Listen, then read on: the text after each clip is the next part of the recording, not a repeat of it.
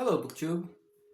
Um Welcome to my last video of 2025, which uh, is coming up in the beginning of 2026, but it doesn't matter anyway. Well, for the 2.5 people who watch my videos, you can see that I'm back in my library, and you must be thinking, well, Marcellus, didn't you move cities for a new PhD position? Yes, I did. But I technically still live here with my friends because I left my library here. It was going to be too expensive to bring my library to my new city, so I still pay my part of the rent and they keep my library. So I came back to spend the holidays in this city. And I'll spend like in total I'll be 2 weeks here, and then I'll go back to Ribeirão to because I gotta go back to work. That's for what you do when you are a PhD student. Anyway, I came here to talk about my last book of 2025, which was The Elephant's Travel by José Saramago, the famous uh, the famous Portuguese writer, Nobel Prize of Literature in 1998, I think. It doesn't matter anymore. They gave the Nobel Prize of Literature to Bob Dylan, so yeah, the guy can barely write. But anyway, not my first Saramago, and in fact, he's one of my favorite authors of my entire life. Saramago, uh, Umberto Eco, and Thomas Pynchon, because postmodernism is like my thing. And I've read 7 books by Saramago before this one. This was my 8th. And the title in Portuguese is A Viagem do Elefante, which means The Elephant's Travel. This is a historical fiction about an elephant called Suleiman, gifted by the King of Portugal, I think, Sebastian III, to Maximilian, the Archduke of Austria, which back then was the Holy Roman Empire. And when I started reading the book, I didn't know it was based on a real story. I didn't know it was historical fiction. But I was like, wow, this is quite an unusual story. Let's take a look at it. And I was like, wow, this is historical fiction. What a pleasant surprise. Uh, anyway, did I like the book? Yes, I liked the book. But this book is only for Saramago which I am one of them. I would not recommend this to be your first Saramago book, and you should start with Blindness, which has a horrible translation in English. The original title of the book is Essay on Blindness, which is much cooler than just blindness. You should start with that, or with the Gospel according to Jesus Christ, or with Balthasar and Sigismunda, which also has a horrible English title translation. The original title is the convent memorial, the abbey memorial, something like that. This book is obviously a old person book. Saramago published this when he was 85 years old, which is very old, especially for, it's very old for everyone, but especially for a man. But even an 85-year-old lady is quite old. And old people tend to be quite unfocused, and old people tend to be quite meandering. And Saramago already is a guy who is known for being meandering. And this book, although it's not long, it's like 200 odd pages, and he manages to be meandering in a to be more meandering than he used to be in his prime in a short book. It's so yeah, especially the first part. The first part should have like, I would say, at least 20 pages of the first half of the book should have been cut off. And he's he's more meandering than usual, to a point that sometimes it feels like he's getting lost and he's just writing. But that doesn't take away from the book. If you are a Saramago fan, this is a good book and you should read it. It is funny. Saramago is a very funny person. People who just read Blindness are like, well, this is one of the most aggressive and dark books I've ever read in my life. And these people don't believe that Saramago is extremely funny. The Gospel According to Jesus Christ is a hilarious book. Like, you are going to pee yourself from laughing because of the Gospel According to Jesus Christ. This one is also funny. Uh, it's funny. It's funny in a way that dialogues in this book feel like a Monty Python dialogue. Yeah, that's the best way that I can describe the dialogues in this book. Also, this book suffers from famous author syndrome because uh, I'm quite sure what happened was this: he delivered the manuscript to his editors, and his editors was like, "Well, he's one of the most famous writers in the world, so we have to publish as fast as possible because it's going to sell and we are going to make money." So they didn't edit the book. The book is unedited, and you can see that because uh, inside one single sentence, which, to be fair, sometimes sentences in this book can be like a page or 2 pages long. But inside one sentence, you have inconsistencies, for example, in the capitalization of proper names. The sentence starts capitalizing proper names, and then it stops capitalizing proper names, and then at the end of the sentence it goes back to capitalizing proper names. That is the job of an editor. But often happens, if you are too famous, people stop editing your manuscripts, and that's a disservice to the author. Another example, he starts the book talking about leagues as a distance measure. It's a unit of measure for distance. And then there is a quite funny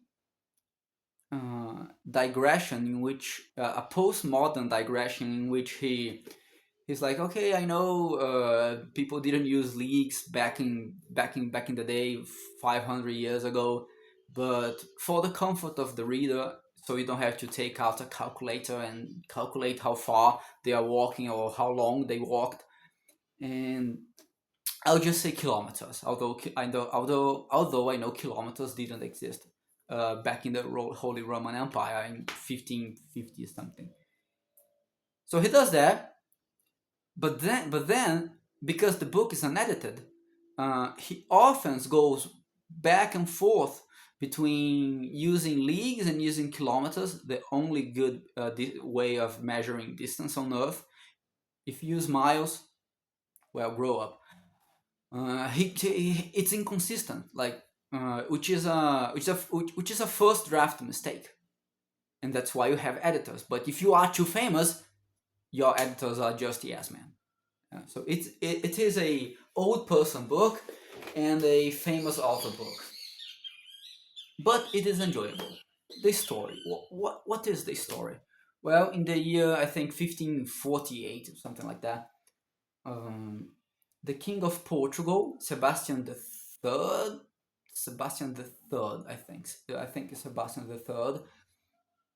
He has an elephant in his court, which he got from Sri Lanka, and he was like, he married. He just, I think, he just married the the sister of Archduke of Austria, or the sister or slash or the daughter of the Holy Roman Emperor, and he's like, hmm, I think I should give like I should give a gift to the Holy Roman Empire to to improve our diplomatic relations and to improve my status among the monarchs of Europe. So he's like, ha, I know the perfect gift. I have this elephant over here in my court for like 3 years. I never did anything with it, uh, with him. Uh, he just consumes food and water, and we don't do anything. So I can get rid of the elephant, and I can pretend I'm giving a very special and heartfelt gift to the Archduke of Austria, Maximilian, and that's what he does.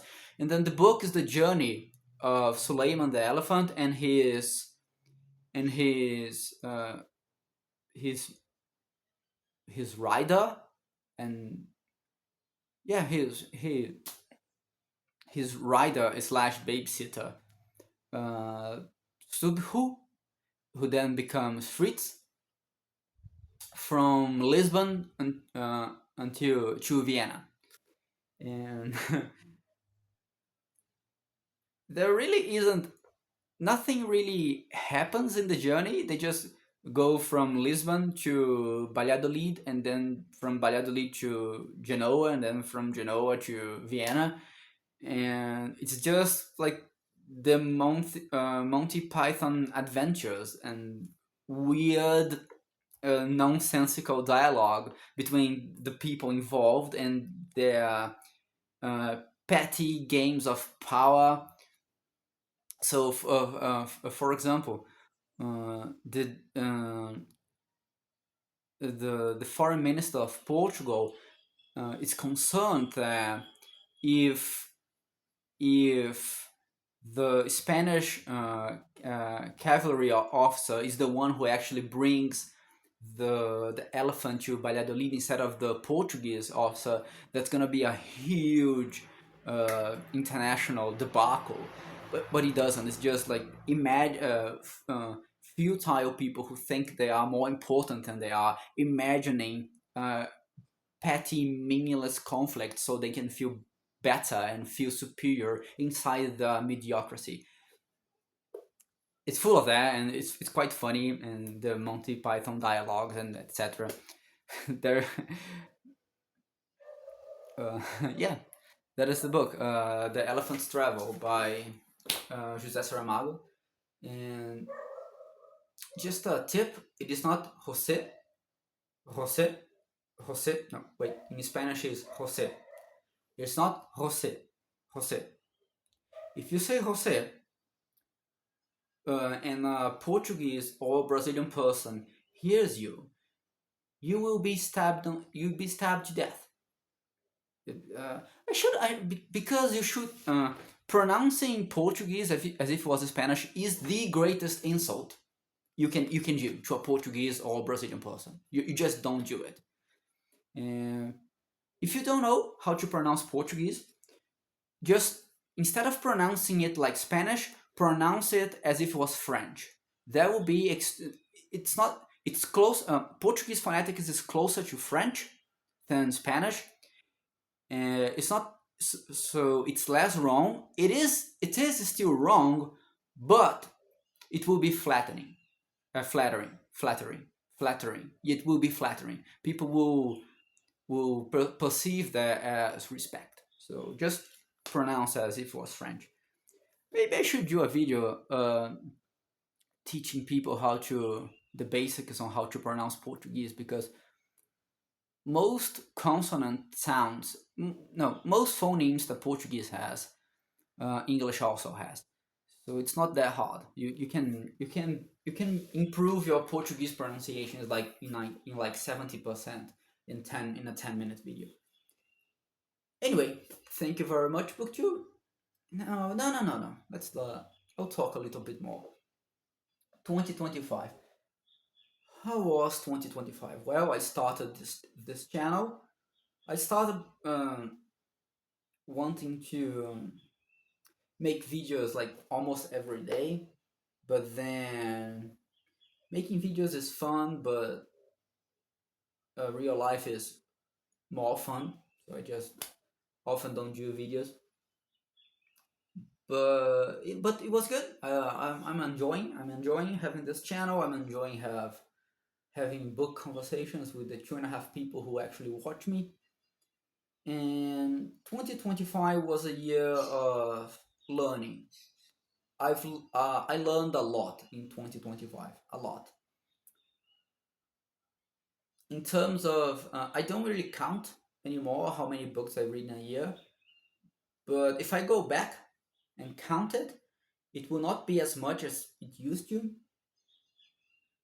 But even so, it was a lot of learning. I learned a lot this year. In 2025, I finished my masters. Unfortunately, my relationship broke up. Until February, I had a girlfriend. She was amazing. Her name was Angel, literally Angel. That was her name. Sorry, her name was Angelic, not Angel. Her name was Angelic, and she was great. But yeah, it didn't work anymore after we broke up in February. In April, I defended my master's dissertation, and I started my PhD in October. What else? What else? I learned a lot about theater in 2025 because it was my debut on the stage. I played a role in 4 plays in 2025, but I was around people who acted and directed and staged several other plays. So it was my introduction to the stage. I've read a lot of theater, and 2016. I think I'll keep focusing on this. I'll keep focusing on studying theater and reading theater and watching theater because the city to which I moved is much bigger. It has almost 1 million inhabitants, so the theater scene is bigger. There are more things to watch. And not only that, it was also my debut in writing drama. I started writing my first play in 2025, and so far it's the only one. I don't think I have more than one play in me. I have lots of novels and not lots of poems, but if I discover that I have more plays, I'll tell you. Yeah, lot of learning. I did a online course on the Old Testament and the New Testament, and I learned a lot about that. Yeah, 2025 was the year of learning theater and religion. I studied a lot of religion in 2025. Not in the mood to study religion in 2026. I'll keep going on theater, but 2026 it's not gonna be a religion year for me again. But I think I'm going to read the Quran because it's quite short. It's like 200 300 pages. I can read it quite fast. Maybe if I like in the end of 2026 because I'm my detoxing of religion is enough. I'll do a course on the Quran too, and that's it. Uh, Thank you very much, BookTube, and goodbye. Good 2026 for you because it is going to be for me. 2024 was one of the best years of my life.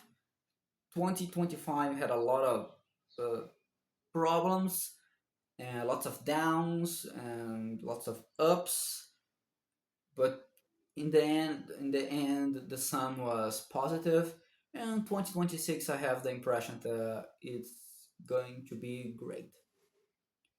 Thank you, BookTube, and keep reading.